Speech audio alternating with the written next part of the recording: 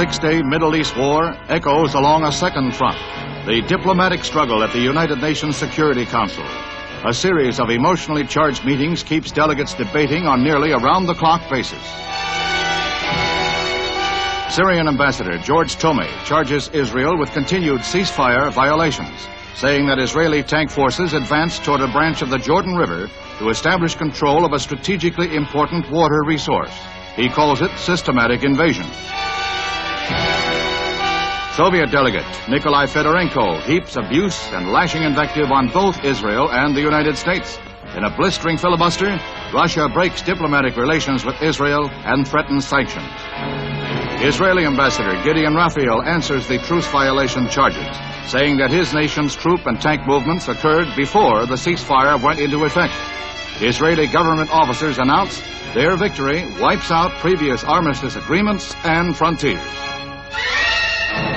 And that victory is a swift, smashing, and total one, as crack Air Force, infantry, artillery, and tank corps combine to sweep across the Sinai Peninsula to the Suez Canal, east into Jordan, north into Syria. Thousands of prisoners are taken, while Jordan announces she lost 15,000 troops in the sudden and devastating campaign. Israeli spearheads race to the Gaza Strip, advance across the entire Sinai, taking Sharm el-Sheikh at the mouth of the Gulf of Aqaba, thus breaking the blockade. The old city of Jerusalem is captured, as well as Bethlehem, the west bank of the Jordan, and the drive into Syria stops just short of Damascus. Israel reports close to 700 of their troops killed, over 2,500 wounded. Egypt and Syria announce no casualty figures. Heavy air raids dealt the first stunning blow to UAR forces along the Gaza. A furious follow-up came from artillery, tanks, and foot soldiers. Thus, the main Egyptian force was cut off by the speedy armored columns. It's almost a repeat of the 1956 Israeli victory, but with a shorter timetable. The efficient, well-trained Israeli army completely demoralizes troops of the Palestine Liberation Army of Egypt. Egyptians had no support from the air. Their air force was crushed on the ground by low-flying Israeli jets which swooped in from the Mediterranean, avoiding radar, destroying over 400 aircraft.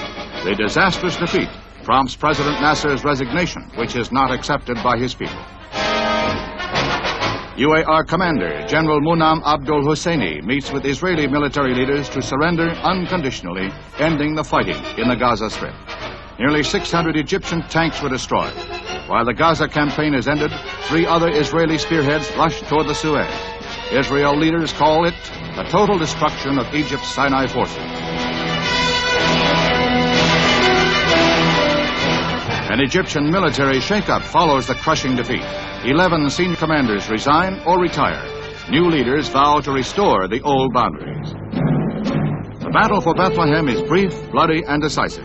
Some 40 Jordanian defenders were killed, the remainder fled. Israeli troops moved in behind tanks, while care was exercised toward all religious shrines. The Church of the Nativity was untouched. Civilians soon joined Israeli troops in the street, and the town where the Prince of Peace was born quickly returned to normal. Without doubt, the most personally moving moment for Israeli troops was the capture of the old city of Jerusalem, the location of an ancient Jewish holy place revered by the Israelis. The fighting over, thousands of joyous civilians, students, and troops streamed toward the Mandelbaum gates. It's the first time in 19 years that Jews have been allowed to visit and pray at the site of the ancient Temple of Solomon. Jordan had kept the old city barricaded since the declaration of Israeli independence. It was here that Israeli troops acted more like tourists than fighting men, obviously in awe of their surroundings.